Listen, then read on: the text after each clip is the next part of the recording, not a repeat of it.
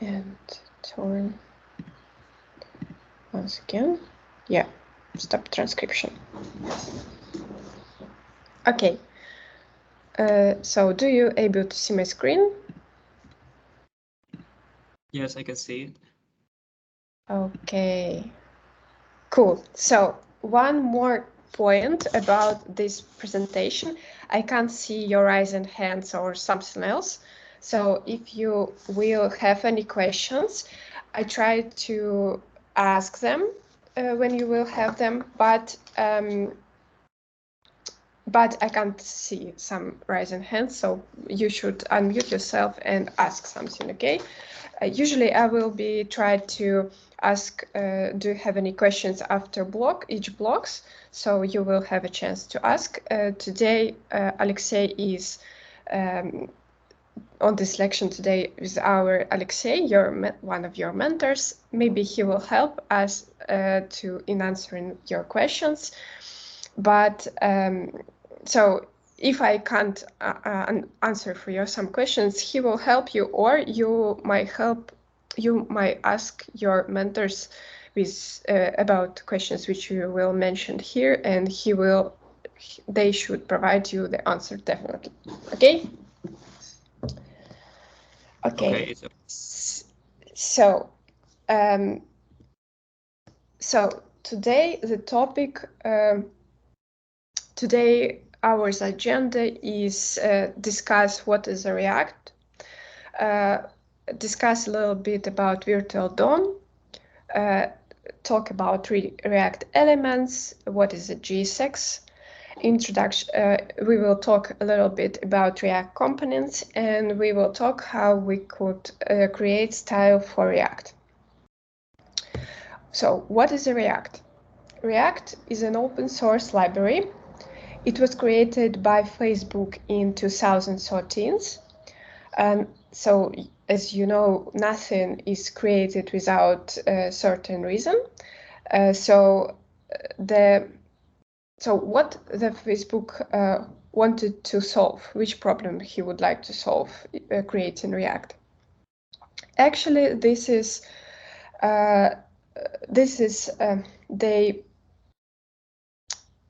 would like to, not like this. As you know, actually, UI development has two main parts. First part is the data in application state, and second part is DOM, document object model, right? You should heard about document object model from previous stage. DOM is our visual representation of our state, and it should be appropriate in each state change. When the state changed, then DOM updates, and there is some certain problem. So Facebook wanted to create a tool because updating of DOM has some problems. Facebook wanted to create some tool that would make it easier and more efficient to update our DOM. It is also worth mentioning that Facebook already had whole infrastructure for themselves. So Facebook was created, as you know, Facebook was created in 2004. They didn't want to rewrite their site from the scratch. They needed some tool that could be embedded inside. And Facebook already had the whole infrastructure, as I mentioned before, and they only looked for a tool that could update DOM efficiently. That's why we are saying that React is a library and not a framework. What is a framework usually? Framework is a holistic solutions which includes a bunch of tools which include routing, tests, what else? some schema for HTTP requests, and many other things. But React is a library which you might customize depending on your purposes. So you may install something, additional packages or not, and this is the main differences. You might add tests, you might not to add tests, and so on.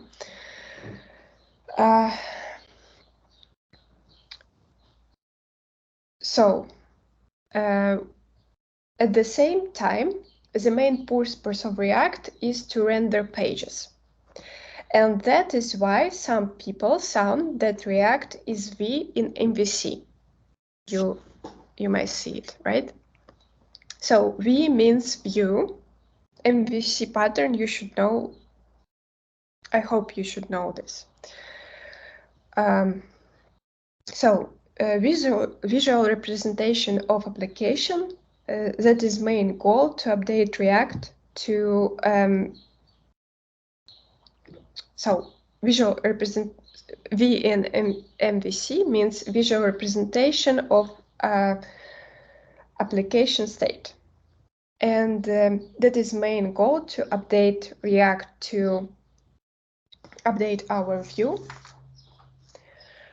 And right now, let's look at the certain problem that we had with stage. So, for example, imagine that we have a site, and on this website, we might receive some messages.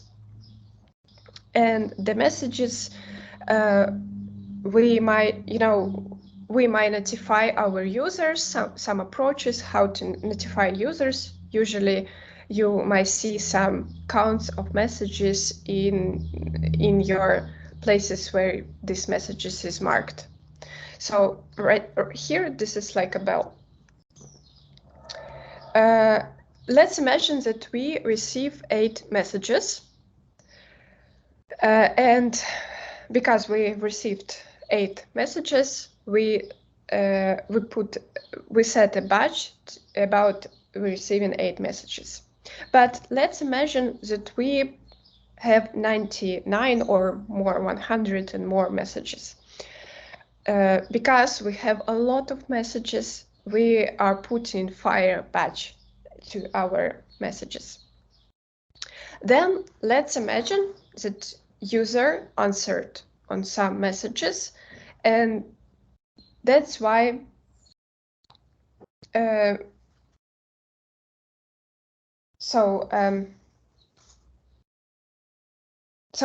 what we are answering, right, on these messages, and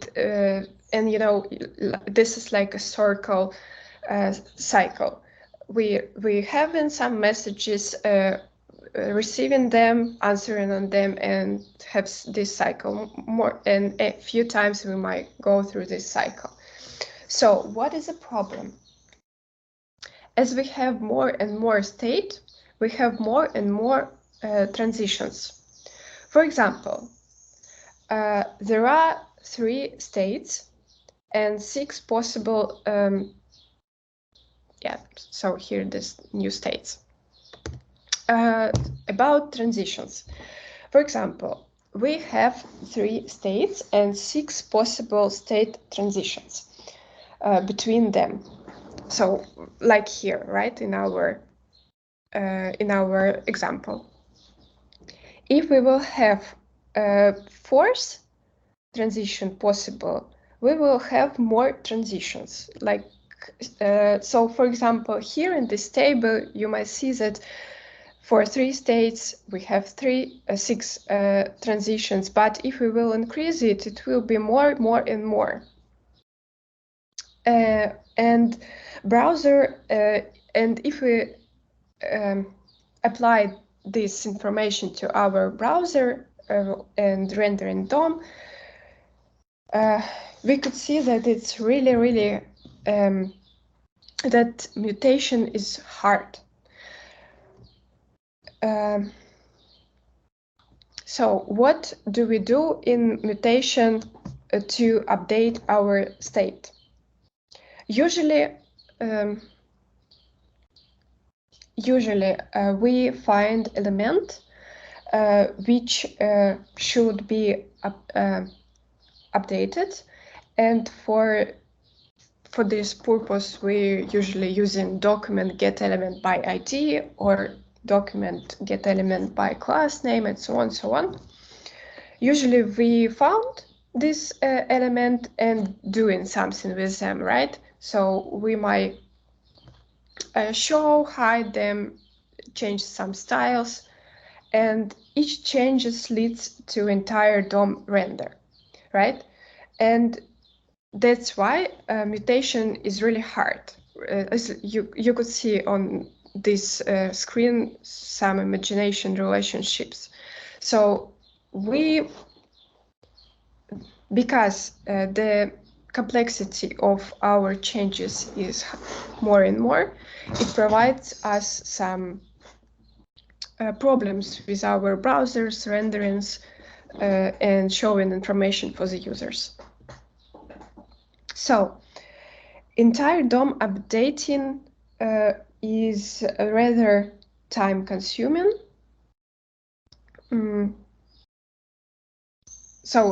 Entire DOM updating is rather time-consuming operation for browser. That sounds really expensive. That is why React suggests other solution, and this is render DOM. So let's talk about virtual DOM.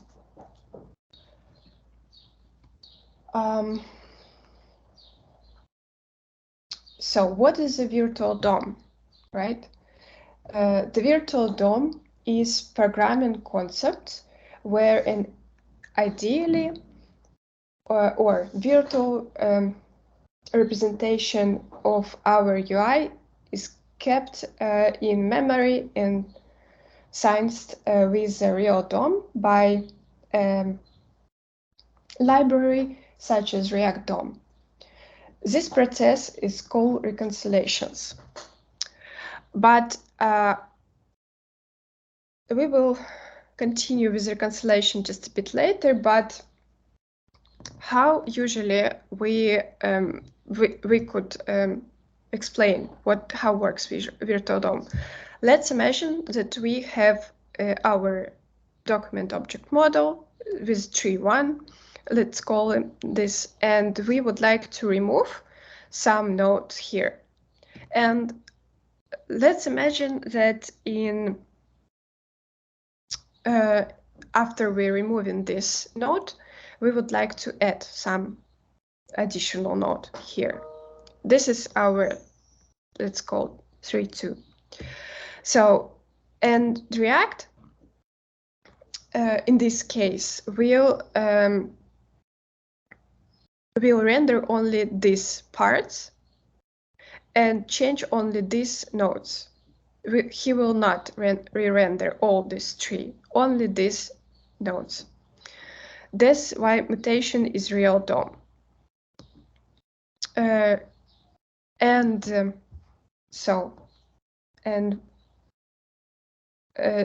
About this slide, I should add that such behavior, render only nodes, improves our performance, and that's why browser will be, let's say, browser will work faster and more effectively. So the full comparison between these two DOMs, virtual DOM and real DOM, with these two trees, is it is expensive, right? So we might see that this rendering, if it's a real DOM, will be really, really expensive if we try to render real tree, right? So, and this algorithm will be like you have a complexity n with the power of 3 in the third power, where is an n is number of elements in a tree. So it means that it will be really complex, has a lot of complexity to render this tree. So let's imagine that we have, for example, like 100 elements we will need to update, right? And if we needed to update it 100 element, it will be means that we have 1 billion comparisons. So it means that React will be slow.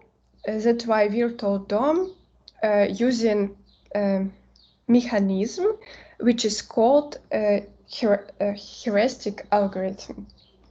Heuristic algorithm. This is so one more 1 second. So heuristic algorithm is a let me formulate this. This is one of the designed to solve a problem in a faster and more efficient fashion that traditionally methods by sacrificing optimally accuracy and precision or completeness for speed. This algorithm, so it is not accurate as it could be, but it is enough to solve a problem with rendering.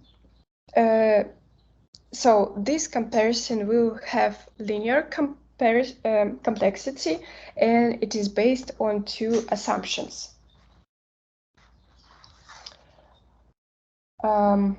So which is assumption?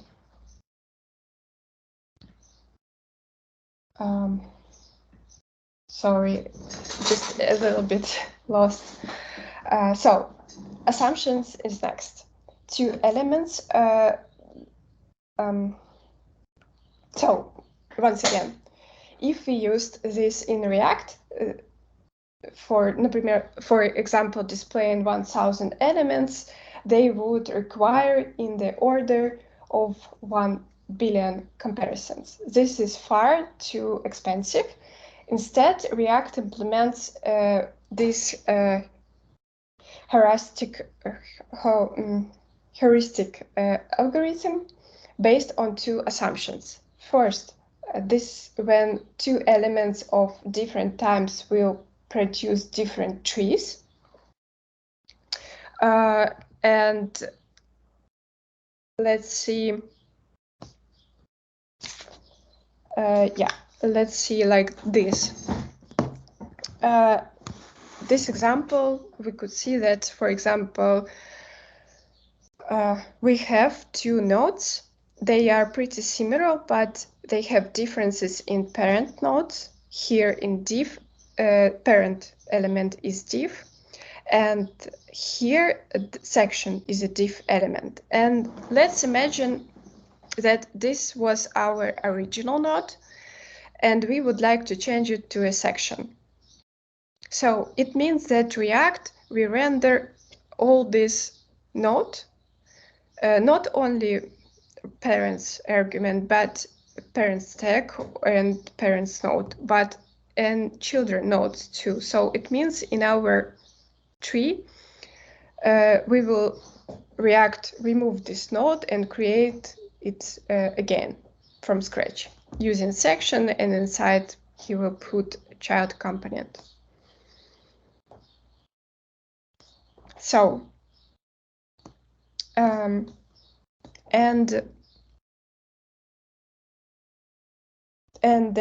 1 second.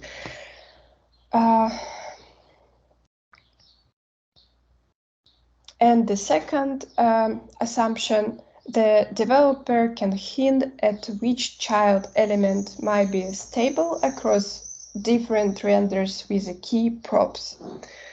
So, like you see here, for example,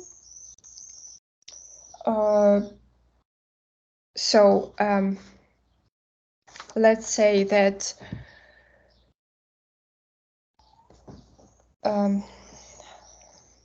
that here in each child components we have different information, or we have inside child components some lists with they are similar, but the differences between props, right?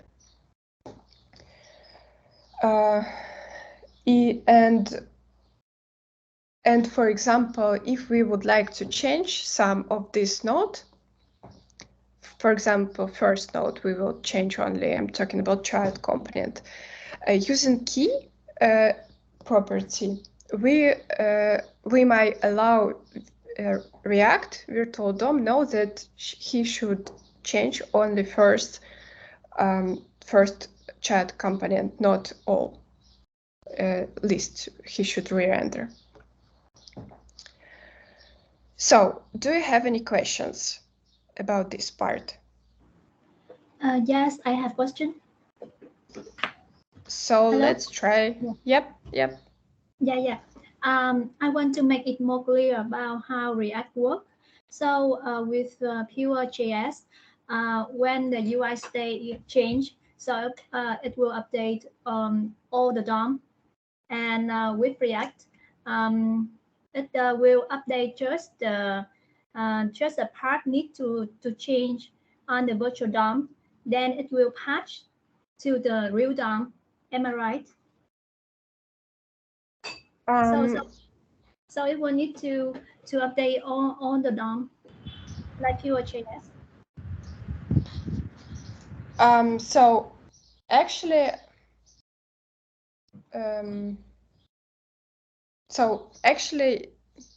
moment, you're talking that for plain JS we will re-render whole DOM, right? But for yes. React.js we re-render only node, right? No, we will render only the part need to change, the node that need to change when the UI state change at that node. So we just update on the virtual DOM on this node only, not on the whole DOM. And then we will update render again on the real DOM. Basically, yes. Alexei, maybe you can. Yeah, sorry, could you please repeat the question? Yes, I want to make more clear about the React work. So I understand that with the pure.js, we will update the whole DOM when the UI state change. But with the React, we use the virtual DOM.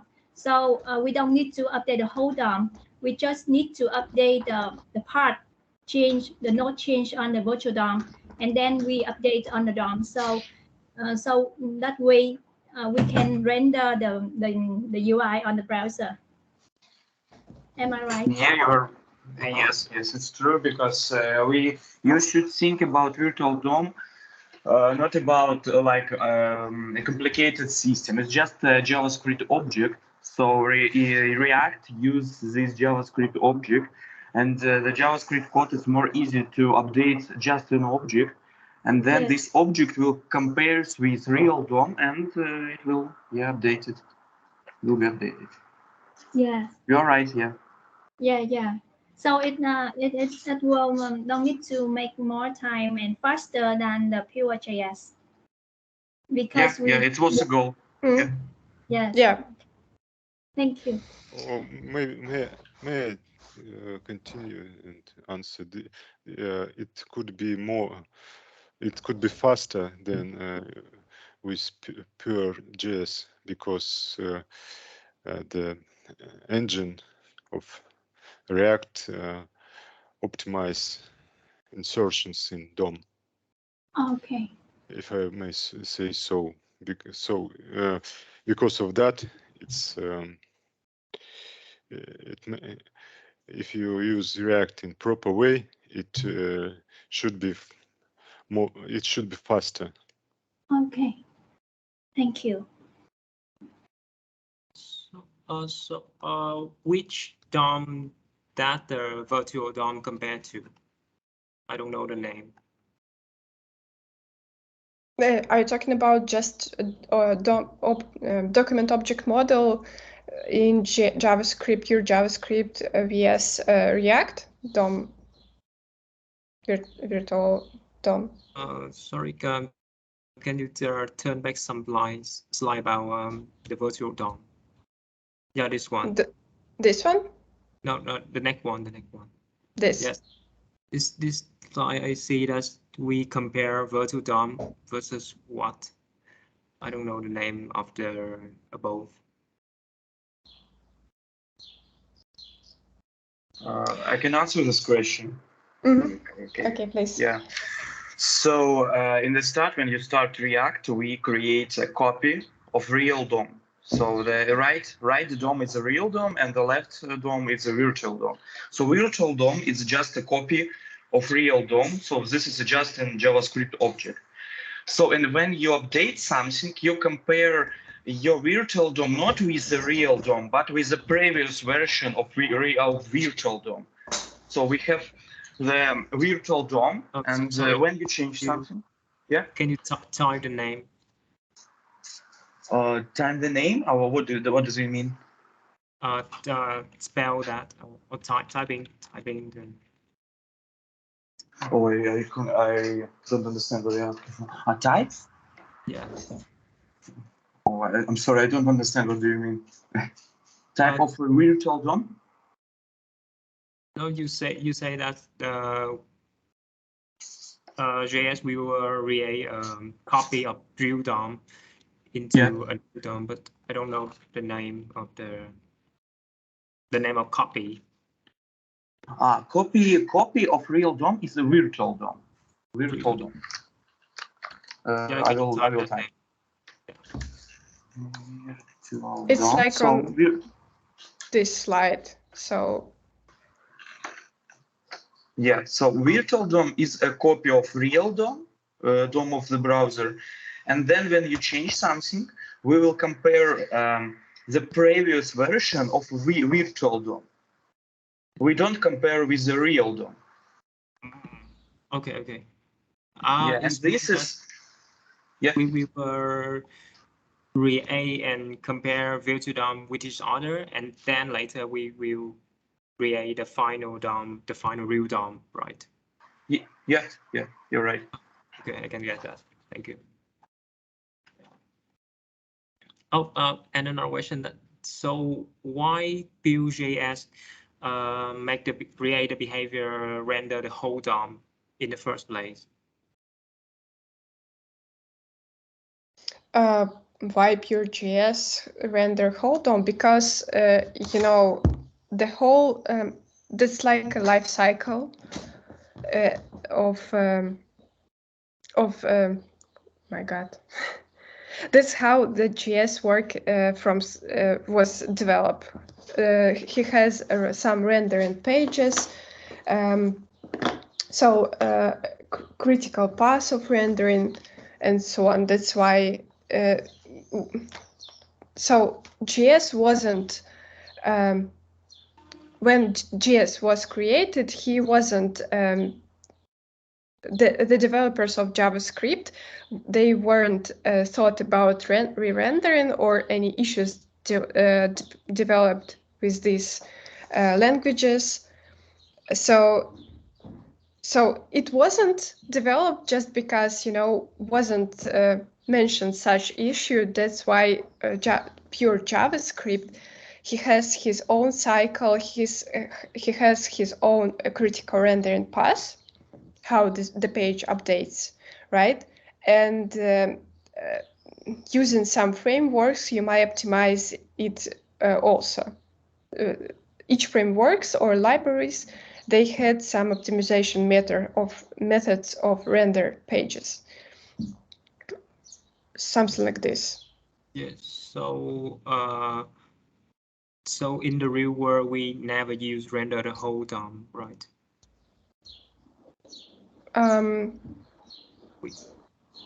That's the best way to do, just render each node rather than the whole DOM.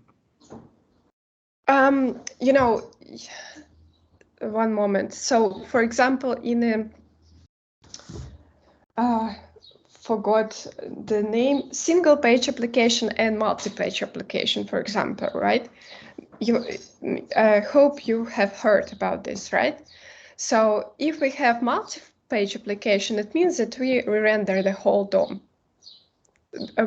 So for example, we have a website, right? And on this website, we would like to go through from main page to the page about us, for example, right? And in this case, we will re-render whole DOM again, because we will go through one page to another page. The multi-page application, they are usually the best example. This is like usual website, which was created using HTML with styles and simple JavaScript, not like Python, PHP, or other languages. Just you can create this website by yourself, right? In these cases, the DOM will be re-render totally. But if we would talk about single page application, we might notice that first, usually single page application not written by just only JavaScript. We're using some frameworks in order to create these applications. And this application usually allows you to render some components. So in React, we have such approaches that you change something in virtual. You would like to remove some element, this element removing in virtual DOM, then this virtual DOM copy of your real model, and so like this, right? So this model, we have a copy of this model, which is called virtual DOM. We are changing here some nodes. It applies for virtual DOM. Then we see in that model with virtual DOM comparing and apply this to a real DOM. That's how React is working. Okay, I can understand now. Yeah. Or is it okay right now, right? You're right. Okay, so let's talk about how we should create React app. So basically here provided you a basic command in order to create React application, npx create React app, and this is a folder how you would like to call your application. But what I would like to start, you should install definitely an npx. You might not have npx from scratch, so let's find, as I remember, npx installing using npm install npx, but let's check it.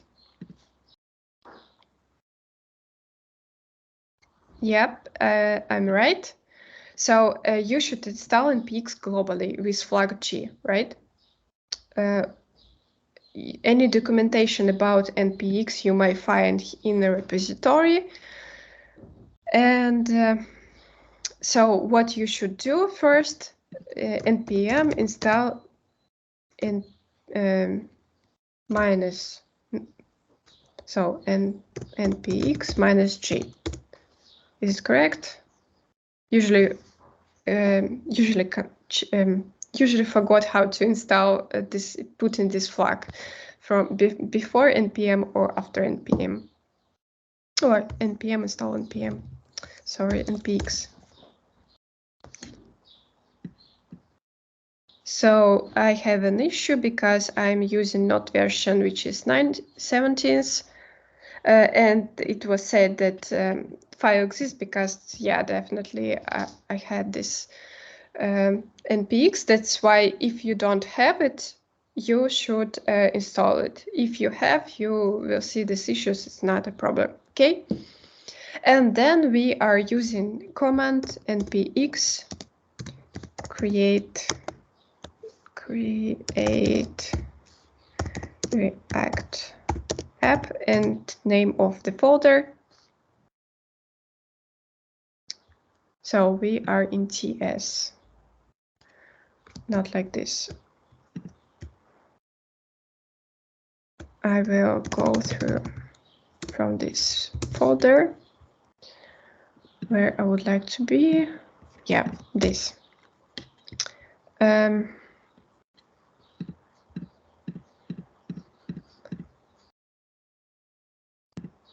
Okay, this is just, you know, my application, my folder where I would like to,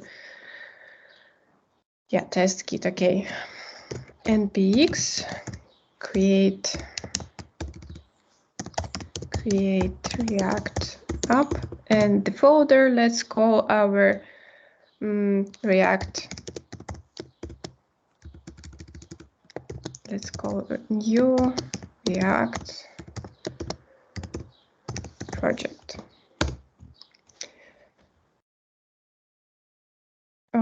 Need to install the following packages. Yes.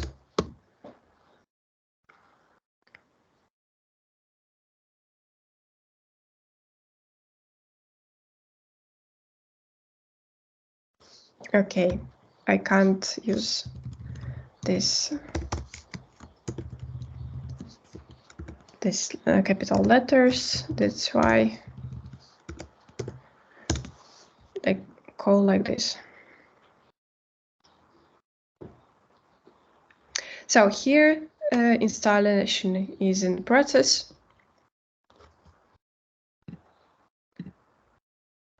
So right now you could see this folder, new React project. It's still in process, so we will wait a bit. And after the React application will be installed, we will see a few. We will see default infrastructure for React application.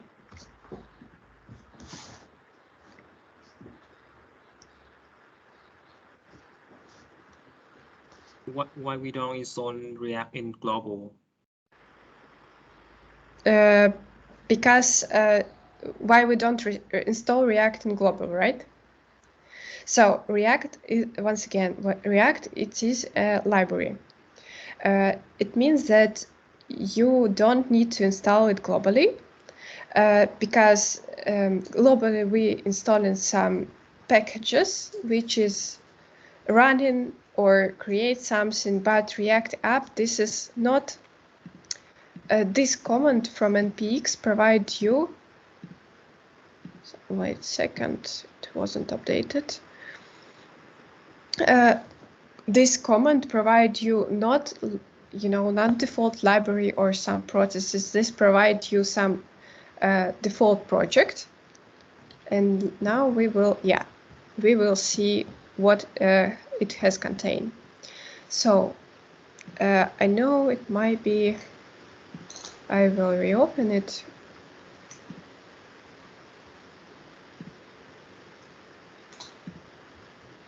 Okay, like this. In order you will not see other files. And we will talk about the default infrastructures. So here in this folder, what you will see, README file, where we'll describe how you can start your application. For example, if you type, one moment, yeah. If you type npm start, this application run, and you will see this on your, I will not allow, but you might allow, and I just open in a web browser on port 3000 my application. Still is loading. Yeah, this is default application. So what does it mean? It means that you don't need to create the packages from the scratch here in package.json. You will see all dependency which is needed you by default. Here you see test library, JS DOM, React, user event testing libraries, React itself, React DOM, React script, web vitals. You see the commands for how to use and run. For example, here you could see the script how to build. This section scripts allow you to run some commands using npm run. For example, npm run build allow you build your application. Test command npm run test. So what I'm talking about, npm run, and the third word should be command, right? So test, run this command. You will run test in your application, right? Built-in start, just start your application to launch it in a web browser. Some other configuration for browsers, for example, is link configs here. Right here, the version and name application which you need to choose. For example, if it will be some production project, here I will put name of the project. Let's call it my project. And here, actually, I've provided the name of this application in the previous new React project, but the version I might put, for example, 1.0.0. So package log, in src folder, you will see all apps files. Here they are imported to index.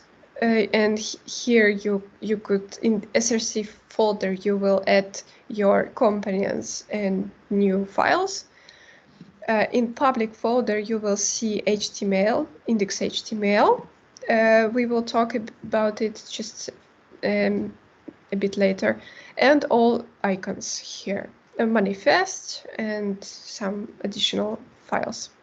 In index HTML, you will see the comments.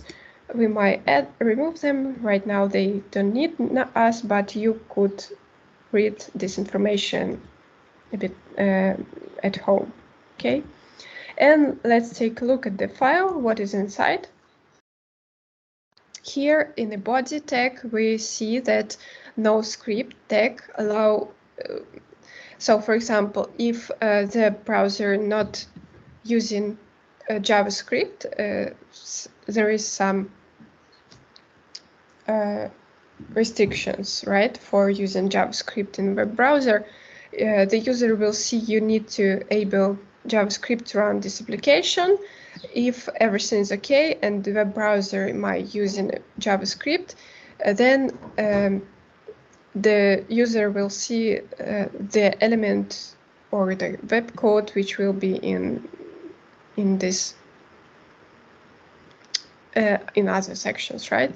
Here also we have div element with ID root, and here you will add usually your HTML code.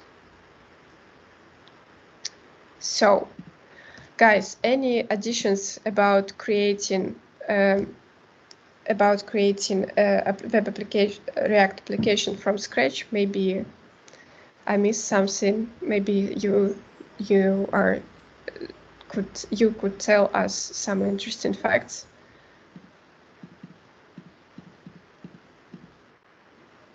So every time I create a React project, I had to download the library again, right?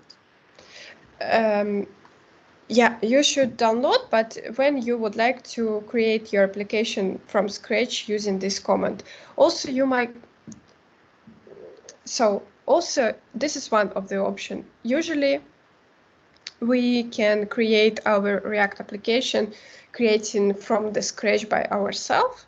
So what does it mean? It means that we are creating folder, putting their package JSON with some dependencies which we would like to add, but using npm create React app command, it will be just easier. But this is just one of the methods how to create React application. Maybe Alexei might add something about this comment. I think it's okay for beginning because it's way how to create React by not to use recreate React app is very complicated way. I think for now it's okay to use create React app because you can do it, but you should create a lot of setups and a lot of things and configs. And it's a different topic to talk about. Yeah.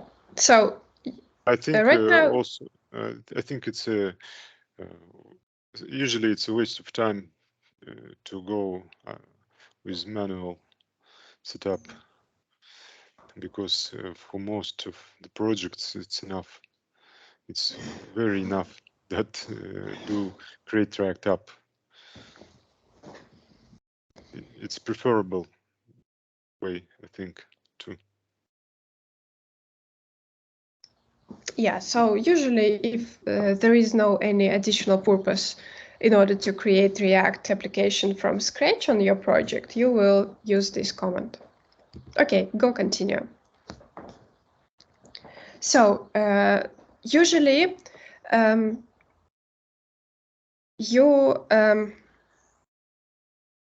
what we should mean here, go back to our application, to the package JSON, and here we will see React DOM, that this command will be installed by default here in this application. But if you, for example, would like to, you don't have these two packages into your application, you could use the command npm install save React DOM. It means that React and React DOM packages will be put into the to the dependencies, right? And what is the React? If we would like to, so the React, this is package contains all functionality, most functionality and components which you will use in React application. And React DOM responsible with the interactions with DOM elements. When we will launch our application, we will see something like this in a console. You will see your div element with ID application and script, which is oh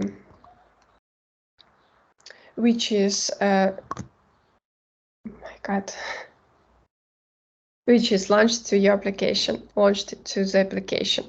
Here from this, that means that this application was built. And let's talk about our first code for Hello World application. So from React, we would like to use create element, and so we should somehow create our React application, right? Why? Give me a second, please.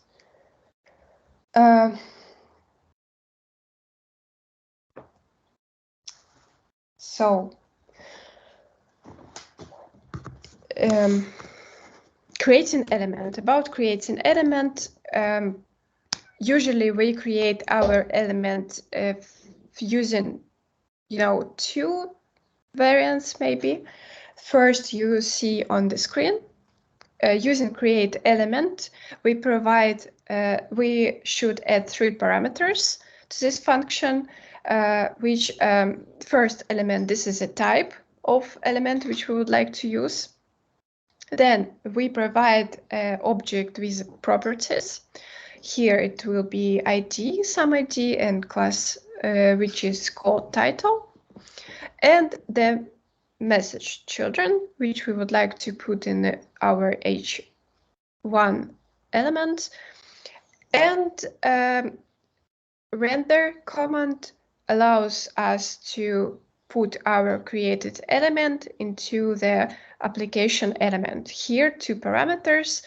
Our element which we would like to put to the pages, and in which element we would like to edit. So, how it will look, this object.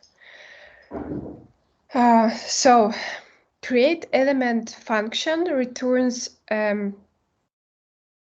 this object, where you will see type of text which you use, then properties. With a set of properties, you will see the children. It means like message here.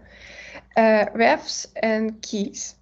Keys, we talked a little bit about it. Refs, we will talk in our future about these parameters. So,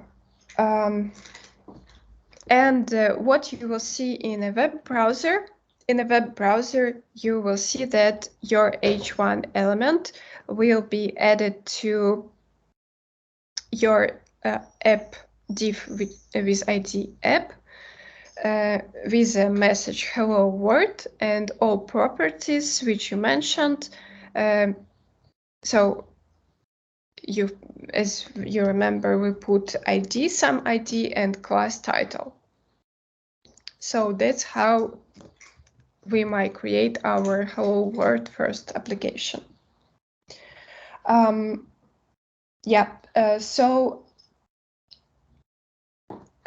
example, I would like to just add that on official React documentation on react.js.org, by the way, let me mention to you that official documentation is located to react.js.org. Yeah, it's in English. Yeah, so here you might see some languages which is available here, and here you will see the versions of React. The latest version is 18.1. By the way, yeah, they've provided some updates, and here you might see the change log about each version of React. But let's continue.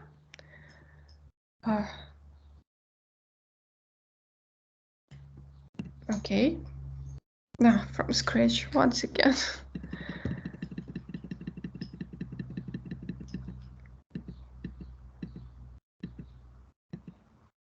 So, what is a JSX? Let's talk about JSX. This is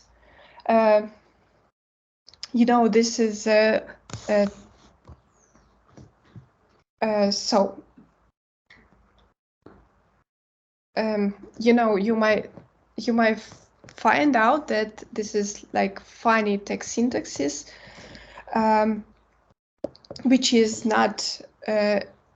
neither a string and it's not like HTML, because if we will compare how JSX is looking, you will see that it's almost the same, but we have some additional syntaxes, right? So you could see here that we have class name, which is defined by using additional constant, and for this component, we use curly brackets, right? So this style syntaxis is called in JS6, and it is a syntaxis extensions to JavaScript. Usually it might be recommended using it with React to describe what the UI should look like. JS6 might remind you of template languages, but it is come with the full power of JavaScript. So JS6 JS6 provides React element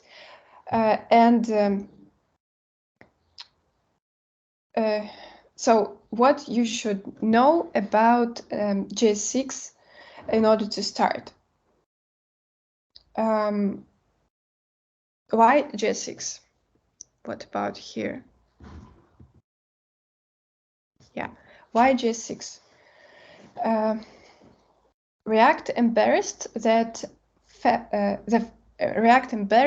fact that rendering logic is inherently coupled with other UI logic, how events are handled and how the state changes over time, and how the data is prepared for display.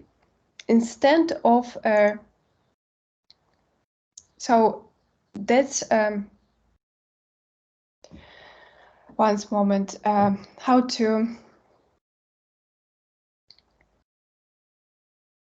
So what let's short because we almost run out of the time. React doesn't require using JS6, but most people find it helpful as a visual aid when working with UI inside the JavaScript code. It also allows React to show more useful error and warning messages.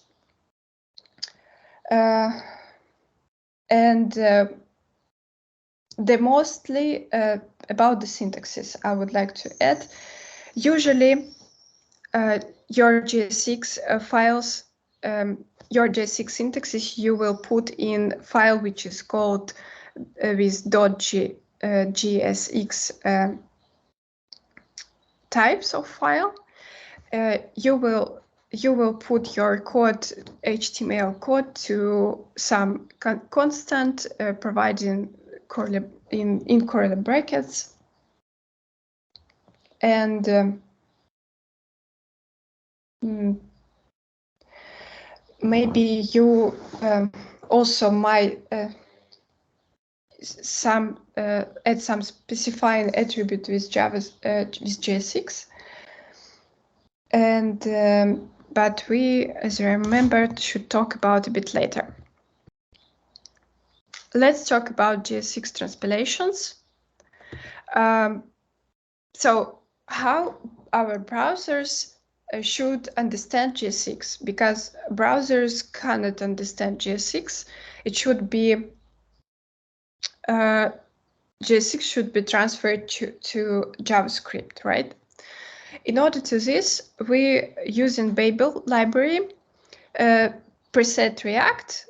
When you will install it to dev dependencies, you will see that in Babel RC, you should add this object and how it will look. So in JS6 files, usually, so for JS6 file, we will see that div and hello world with a message hello world will be transferred to React create element using div now because we don't have any objects here and the children hello world. For example, if we would like insert some variables into our JS6 code, a JS6 file, using this syntaxes, we should, in JS6 file, you find such solution, right? For in brackets, we will, in square brackets, we will provide the variables, but the compilation in JavaScript, it will looks like React create element. We provide type div null. In position of properties, we will put null because, we will not provide any additional properties. Hello message and planet as a child, and child will be also sign of mark sign, right? Yeah, so so let's talk about how we might provide some logics, right? As you could see on this slide, we cannot provide any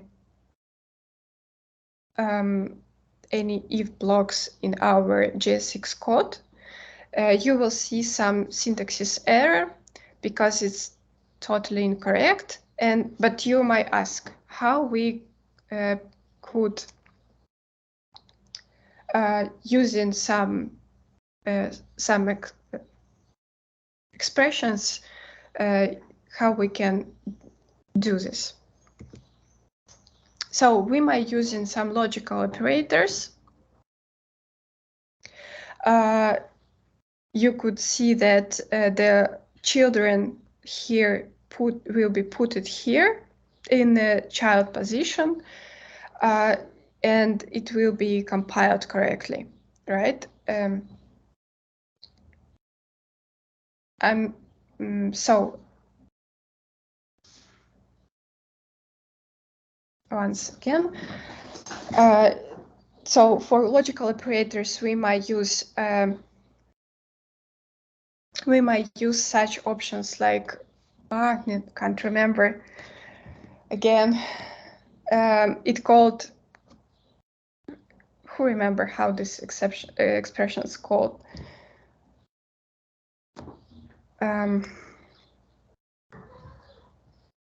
Alexei, may I ask you about the help, because forgot, can't remember this. Which expression, I'm sorry? With this sign of question mark and semicolon. It's a conditional conditionals operator. Yeah, conditional operator. Yeah, thanks. Or in React, it's conditional rendering, for example. Yeah. So thank you. Seriously, this word fly from my mind. And about other logical operators, we also might using add operator and or operator. No, not here.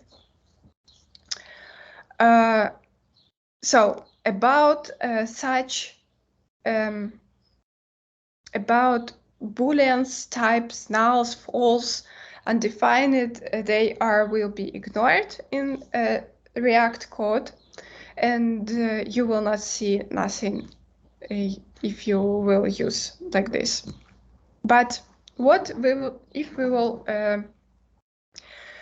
we will render a list of elements here, for example, we see the arrays which we would like to using like items in lists, and using map function, we provide for each item the values, right? So in this case, we will see that each child in an array or iterator should have a unique key props. So why we should use it rendering in order to render a list of elements, right? And how we can reach profit of this. So let's imagine. So usually, as I mentioned a bit before, key element provide us a variant how we could render our elements without risk, or if we put the key element to each our list items, the React will know that he should render only this node which will be changed. So, for example, here the list was created only with dog and cat, and we added mouse. It means that virtual DOM create a copy of this, see that we should add mouse here as an additional node, and render this list only not previous, but only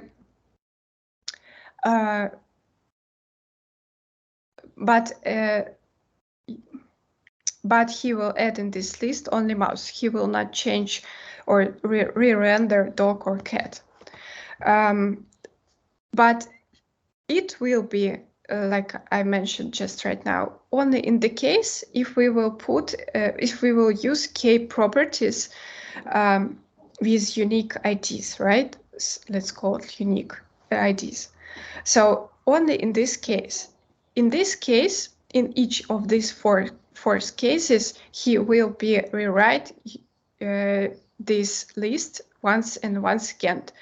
When we will add new items, when we change, so no matter when we change our list to put our changes in the end or from this to the start of the application. But using key methods allow us not providing some additional key properties allows you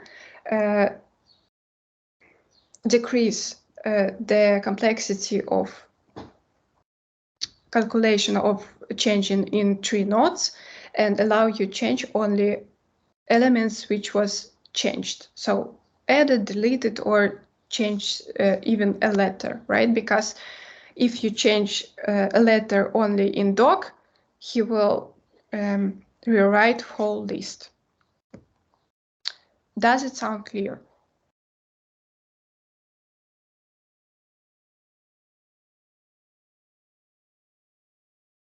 Silence means not like. Oh, sorry. So we also try to add the key property every time we want to create a list, right? It's a good practice, yes. It's it's not necessary, but in order to avoid additional rendering, the whole component, the whole list, you should add key properties. Yes. Okay. Maybe Alexei may provide us more.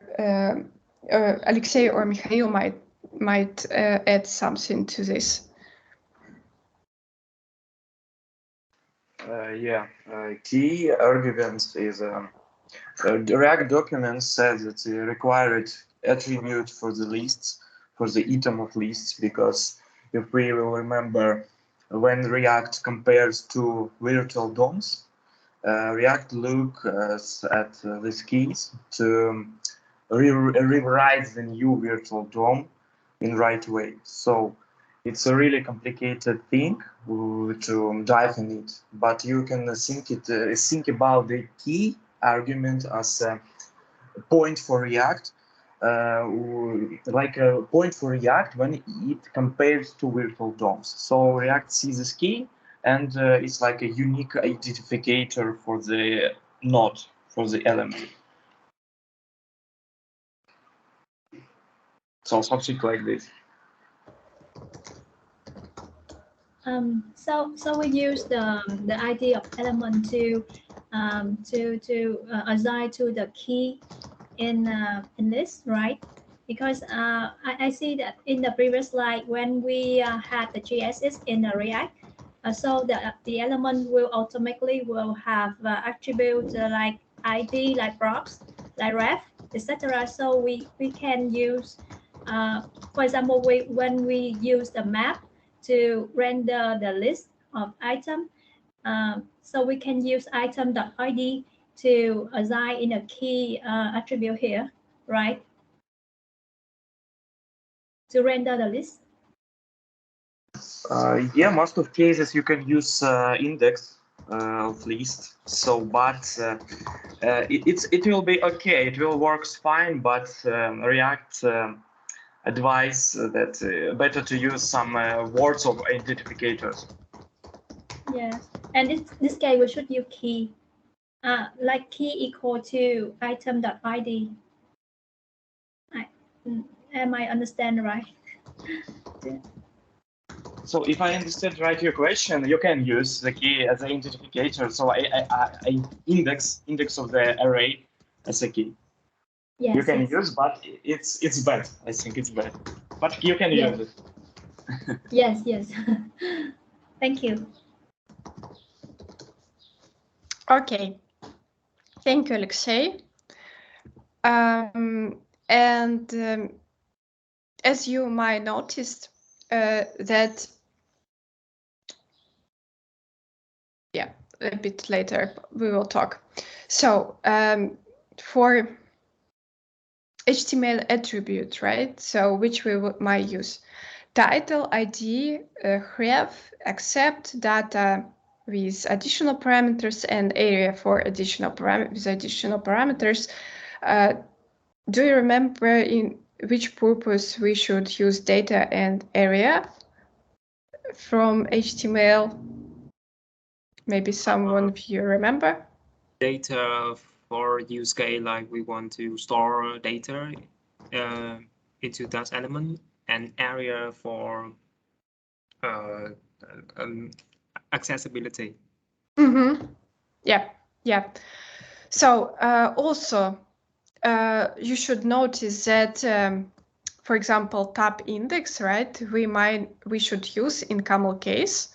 The same for max length, SRT set, and read only. And for class, we have some differences from original HTML. So like a class, this is in React called class name, for called HTML4. Usually we use for in labels, right? For in input forms. On change, we call in on change using camel case. Sorry. So on change, this is not the same which is in original JavaScript. And instead of on change from original JavaScript, we are using on blur. And on change in React.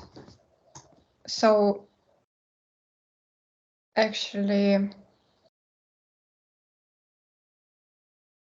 no, I don't remember exactly when we use this. Alexei, I would like, or Mikhail, could you help me please with it? Could you please repeat what are you asking for?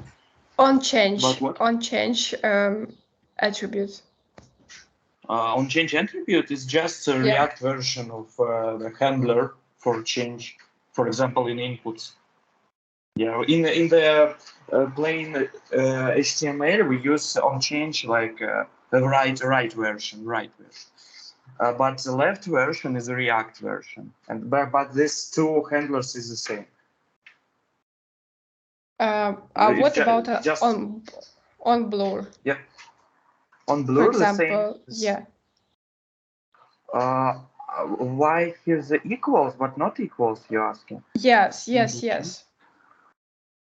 It's strange for me. Made a mistake. Yeah, it's maybe a mistake because on Blur is different ways, like unfocus. Yeah, that's why I'm asking you, because this is, you know, some kind of surprise for me. I didn't notice this before. That's okay. Need to check it. Okay, and we will tell you guys about these differences. So, and also about default value. So, where is my default value notes?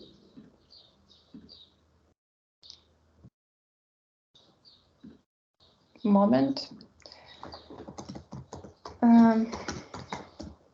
So default value provide us some default value which will be equal value in usual HTML. Default check we are using like checked in HTML. So that's why it's new in React, right? And this dangerously set inner HTML. You know, this is an attribute which allow us to provide object with HTML code like a string, and that's how you could import your HTML to the page.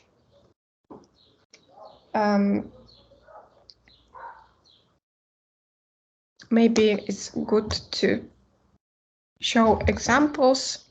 Not sure.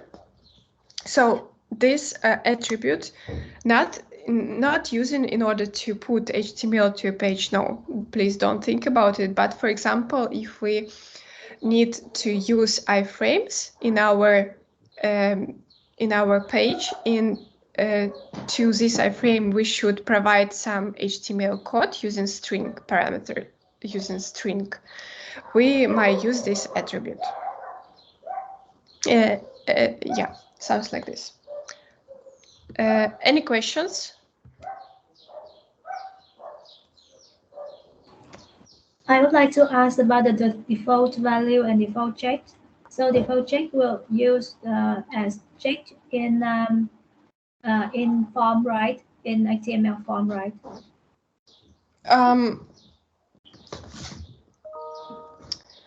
So not, as I remember, not exactly like this. So checked attribute is supported by input, right? In pure JavaScript, right? In HTML, right? And component of this for the, I'm talking about for radio or checkboxes. So, and this is and default checked is an uncontrolled equivalent. So let's say how to say. We have just a bit, you know, a bit differences between checked and default check. Default check, this is uncontrolled equivalent, which sets whether the component is checked when it is first mounted. So that's the differences, right? And dangerously set, yeah, something like this. Is it more clear? I'm not sure. I'm not sure about that. Maybe I will research it later to understand more about that. Okay, maybe then Alexei might explain a bit in a different way. Default value and default checked. So I can explain that if we will talk about just pure HTML, Yes. when you create, for example, checkbox, the default will check, and default checked is for checkbox, and default value is for input. It's attributes for a first state of the component. For example, first state of the input. Yes, yes. But usually you don't use this because we just use checked and value. Yeah, Because yeah. we don't need this default value. It's a very specific situation. Yeah. Yes, yes. Understand now. Thank you.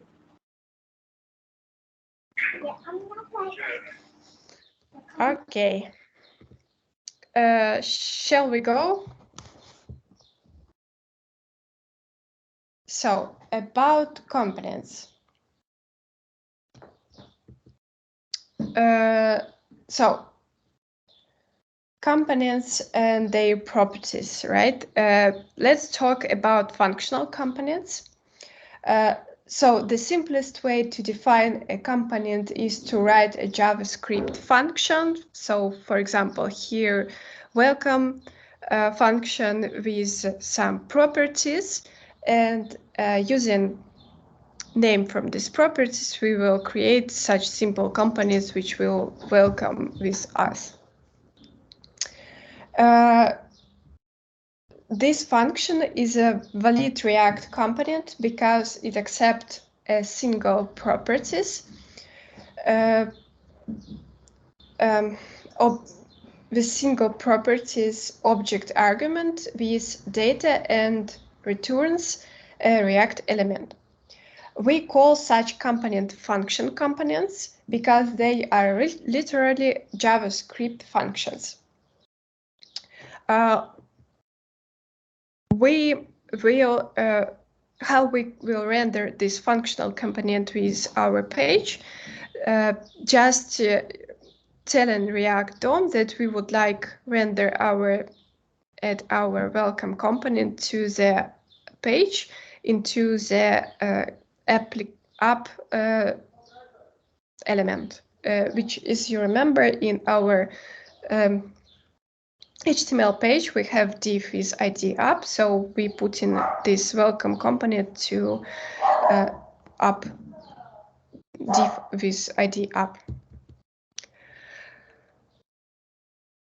So another way how we can define our component, this is also like a class. Then we should extend our React extends our React component and provide here additional function logics and render. Using render function, we should return our component which we would like to use. So here should be created a list like this. That's why, so how to say that the differences from here, welcome function, right? We will just, let's say, try to multiply this welcome function to say hello for all our friends. And this is another option how we can put our component to our element with ID app. We just create new element which we'll call application and put this component with properties name 3 times for our friend John, Mary, and Elizabeth, and render this element in the page. What we will see in our page, we will see just list with h1 tag, which say hello John, hello Mary, and hello Elizabeth. And this will be inside of div, as you could see. Here we put this to div with ID applicate app. And then we see that data React root component attribute will add it to our div, root div element. So Also, as I mentioned before, we might use class component, and it will be more not so complex in this way, but it depends on the purpose, how we could use functional components or class components. Maybe Alexei or Mikhail might provide us a few notes which is better class components or functional components and how they are using this on a production experience. Yeah, I can say about class components or functional components is that functional components work more faster than a class, because classes is like a old version of React. So, and now in new versions, the preferred way to create component is a functional component. So you will learn about hooks. So you before hooks, class components contained this, how it's called, React lifecycle. Yeah, I'm sorry, React lifecycle. So, but functional components didn't have this lifecycle. But with hooks, you can inject the lifecycle to the functional components. So this was a reason why the React created hooks, for example.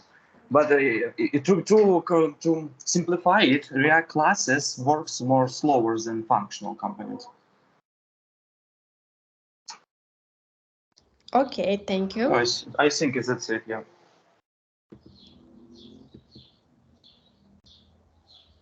I had a question. Yep. The concept about life cycle is it important to learn React? So if I understand you correctly, you are asking about is it important to know how how is working life cycle in React? Yeah. Do I more to know about that too? Yeah, better to know. It helps you to understand more deeply how each cycle or how the React is working on the hood better. Yeah, it goes to know.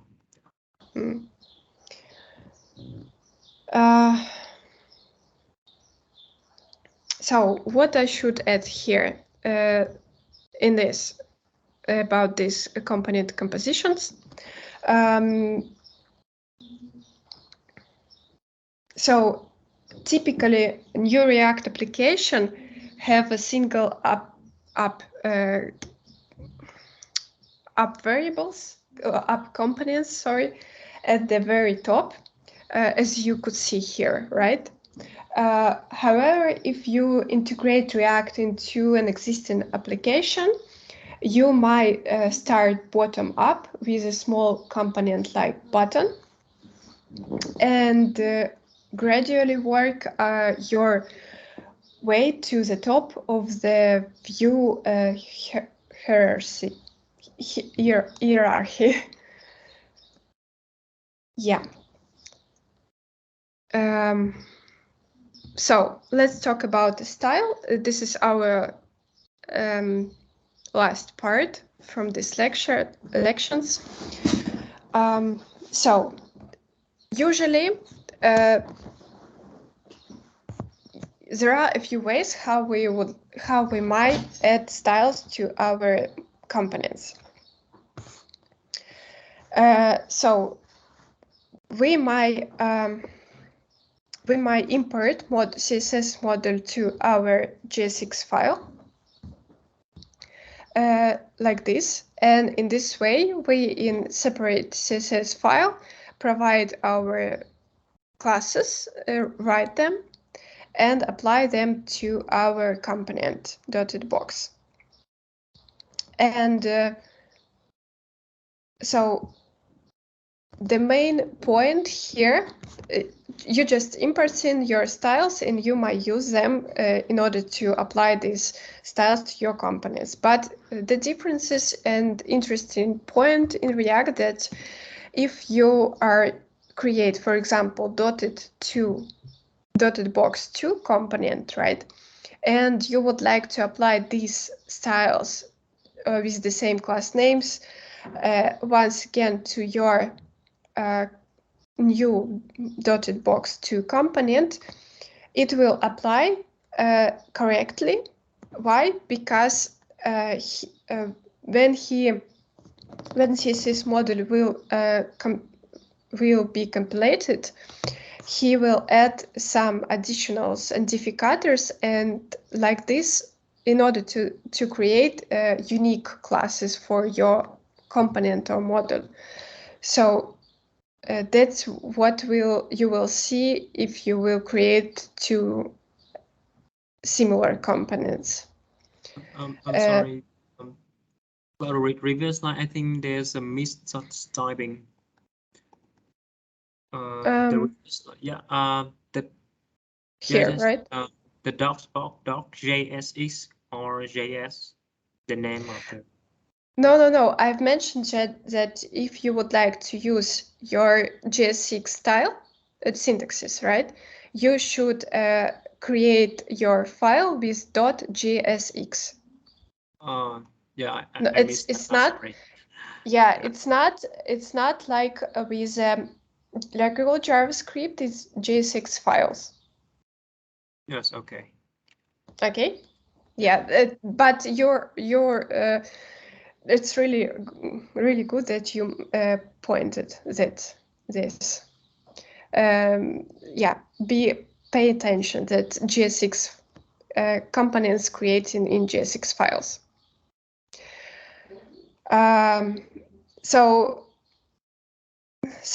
once again, this modules unique for each component. These styles using CSS modules unique for each components, and even if you create new component with the same names and with the same classes, after compilation you will see that in styles was added some symbols, and that's how they will define that this is different component. So one method how we can apply our style to our page. Yeah, I didn't mention that this is really common way how we can import our CSS to a page. Another way how we can import our styles to a page, this is like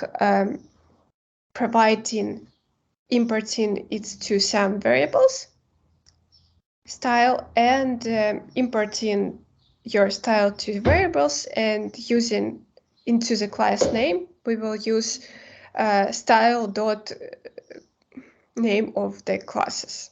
This is another option. Also, we might use inline style.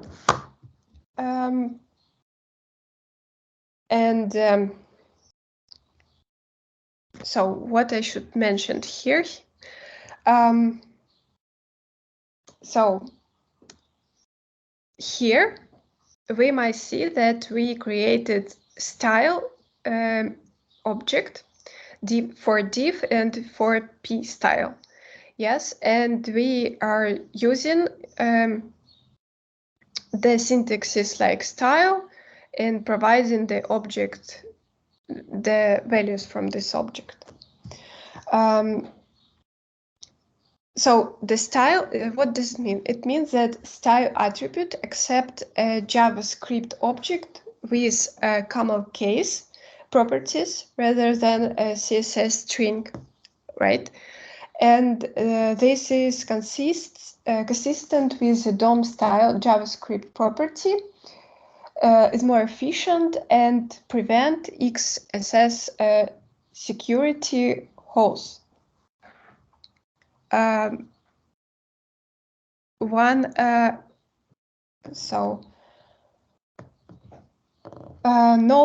one thing, that the style not auto prefix, and also see that these styles like objects, they are not regular style, right? So here there is no dot So here you could see comma, right? And what else? About, you know what, about the older browser versions, we need to supply corresponding style properties like, do we have it here or not?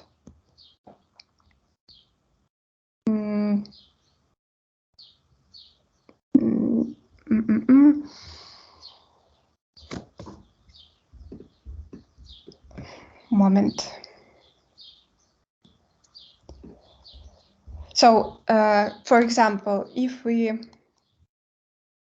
would like using some specific methods, right? So a transition, right? For oldest version, it's better to use WebKit transition. For example, like don't forget about camel case, like in these variants.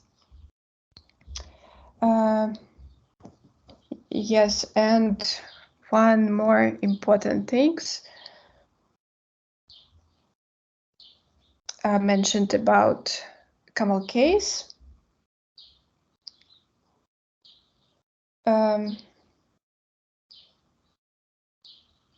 So, yeah, about differences. Sometimes you might, do we have here an example? Yeah, no. Okay, so sometimes you might faced with the styles which you should mark with capital letter. For example, WebKit transition, which I mentioned before. And it's okay. Why? Because the vendor's prefixes other than MS should begin with capital letters. But for example, for MS, it should be MS transitions. For example, you should start it with a not capital letter, okay, with a small letter.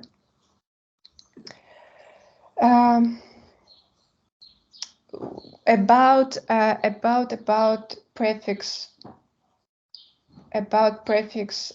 px. Do we have here any example? No. So about prefix px, React will automatically append this prefix, this suffix to certain number inline style properties. But if you would like to use px like in this examples, right, it will be applied too.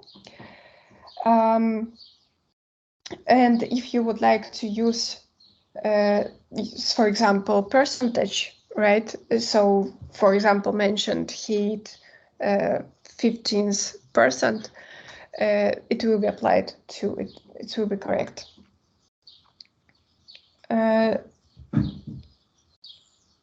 You should know that one moment, as I remember, not all style properties might be converted to pixels string, and so one of them.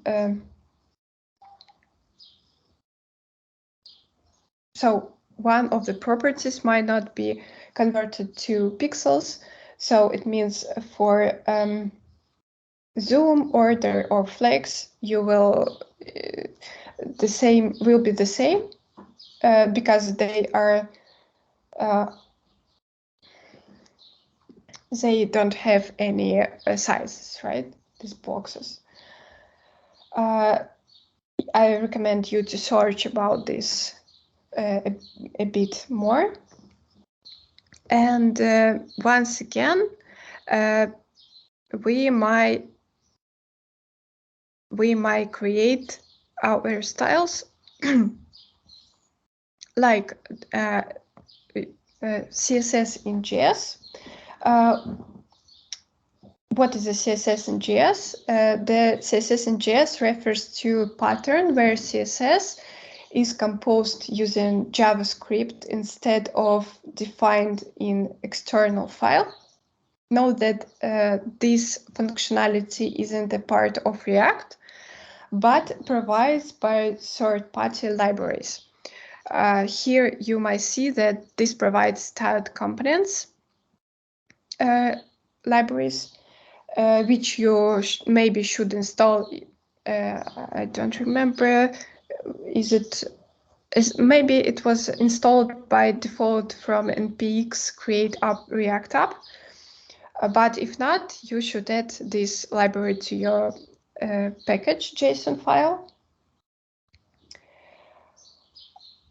So React doesn't have an option about how styles are defined. If in doubt, a good starting point is to define your styles in a separate CSS file and refer it to use a class name. But this variant is also applicable.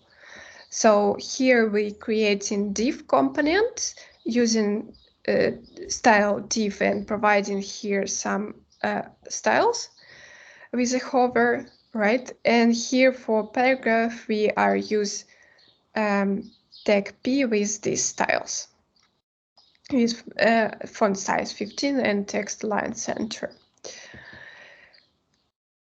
And about custom component, by the way, okay, I will finish it. But the question for Alexei or Mikhail, after I finish, will you tell us, do you usually use this styled components library? Because I don't have such a big experience using React and I didn't see these methods, only importing or importing the first two ways, like just import a whole file or with a constant. And one more. And here in this variant, we just provide class name, like a parameters to styled linked component here. And so first we create linked, which is have links to which have links with his own styles and children inside. And we might apply this styled link with the styles, and it will be easier to use in this way. So that's all, but the question about styles, Alexei, Mikhail, maybe you can share. Yes, I can tell you that this really depends on the project, because usually we use just the imports, because styled components is like depends on the people who work on the project. It's the same as the style components, the CSS and JS and the imports is the same thing, and it's just like a way how to create the component. So it doesn't matter how you create it, how it will be convenient for you, honestly. Yes, So, sure.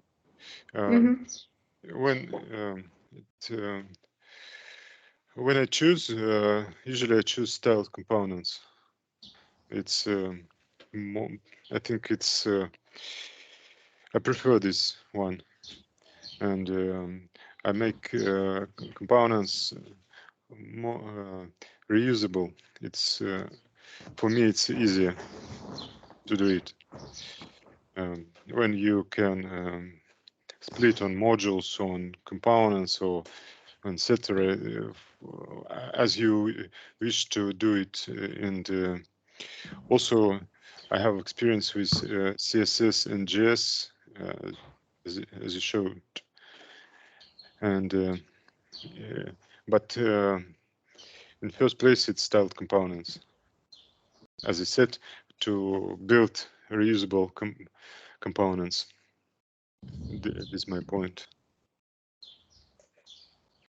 Yeah, I Okay. can tell, like Mikhail said. I'm sorry, can I explain also one thing?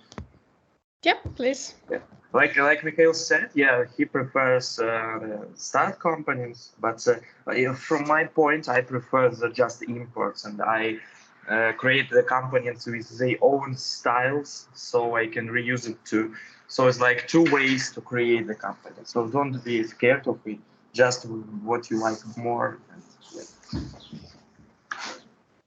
Yeah, it as you said, it depends on the project and needs of the project, and you can choose this or this and or this in other one because it's a project from the scratch, and you or it's a launched project.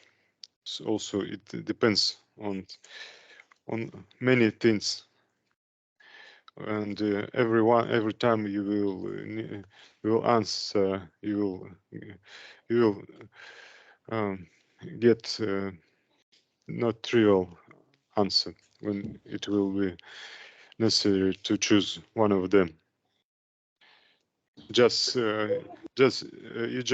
should know difference between them, and you will know which of them is more convenient for you in a certain project. Thank you, Mikhail. So I'm stopping the recording.